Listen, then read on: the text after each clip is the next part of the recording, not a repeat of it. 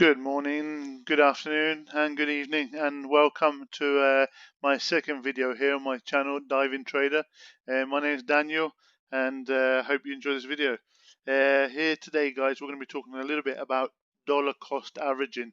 It's something that I always questioned when I was started investing, and I didn't know what people were talking about, nor did I find any explanations that clearly taught me what dollar cost averaging is. So the whole idea of this video really is to have a look at what is actually dollar cost averaging and what's the advantage of it compared to lump sum.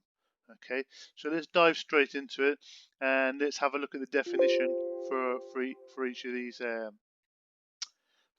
So dollar cost is you actually invest small amounts of money at certain intervals over the course of time.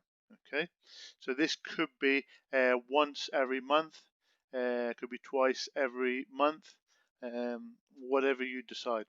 Okay, and then your lump sum money is your traditional way, which has always been the case, is you take all your money you have available and you invest it all in stocks, all in one time, all in one go. Okay, so you stick all your money and then you just sit back without having uh, to put any more money in on a monthly basis, like that. Okay, so this is the example. So let's have a look at the dollar cost average. Okay, so let's have a look. This is an example, a pure good example of dollar cost averaging. So at the beginning, what I'm doing is my idea is that once the first of every month, I'm going to put in $300. So let's say I've got $1,500, and then what I want to do is over a course of period of time, I want to take that $1,500 and invest it in a stock. Okay, so I decided to do this on the first of every month. So let's say I decide to buy these shares, whatever shares it may be. So in this example, let's call it X.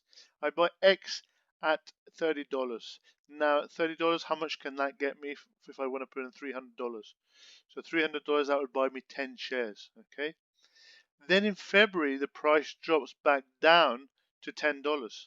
Okay, so what would that get me? If I work $300 and I said that every first of every month I'm going to buy $300 worth of shares, that would buy me, in this case, you can see 30 shares. Okay, then in March, so on and so forth, I would be able to buy $15 shares at $20 with $300.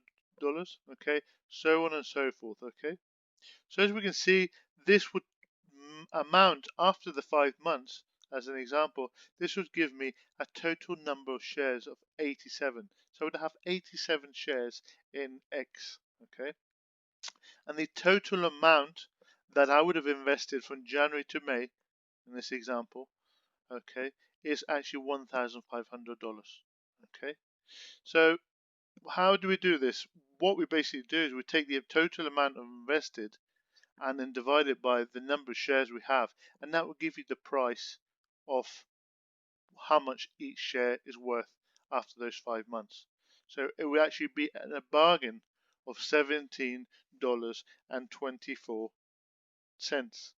Okay.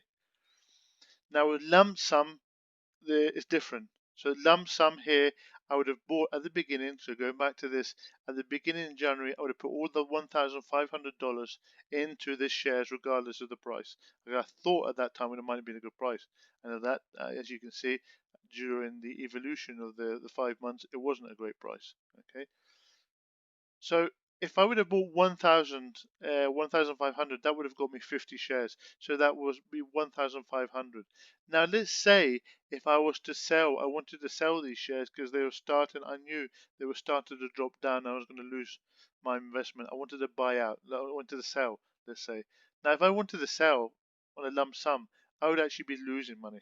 Okay, so I would have bought them if 1,500 at the beginning, and in May, if I was to sell them, I would have got $1,250, which would have given me a $250 loss. Okay, if I would have done dollar averaging, I would have made money because it would have cost me 17.20 if to sell at this time, let's say in May, I would have been selling at $25, whereas I'd bought, according to my dollar cost averaging, I would have bought them at 17.24. So I'm actually making money.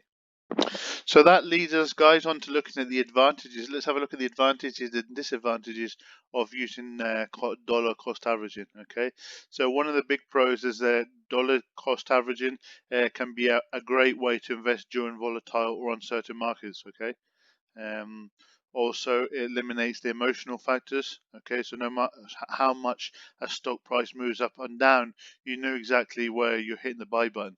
Okay.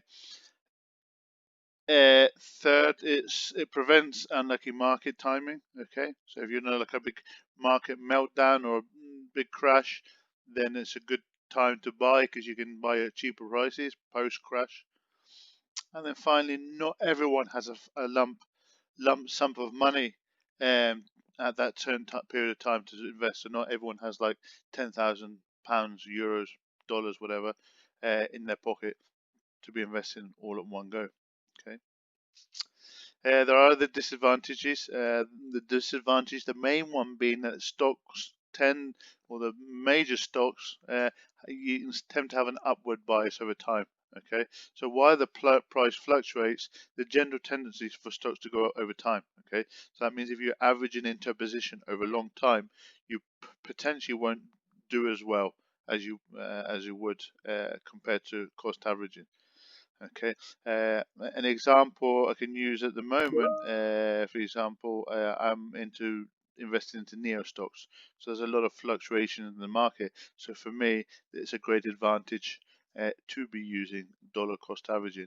Whereas if I'm investing into an index fund, the ones that I'm thinking about buying don't have any downs. They're sort of gradually, they go up very slowly, but they have a tendency to go up. So there's no peaks coming down, or very few peaks. Okay, so it would be a disadvantage to use the dollar cost averaging. Okay.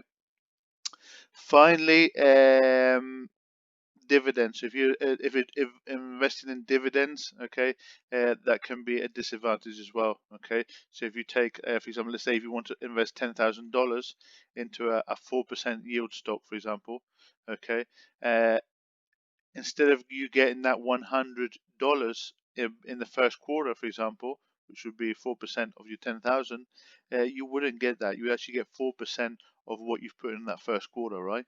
So you'd only get like $10. Okay, so dividend, it takes a dividend, you'd get it much later, your dividends. Okay. So guys, that's a little bit about the advantages and disadvantages. I hope you've learned a lot from this video. If you've liked this video, give me a big thumbs up. And if you're new to the channel and you want to see more videos that are going to be released soon, please hit the subscribe button. Thanks for watching and have a great day.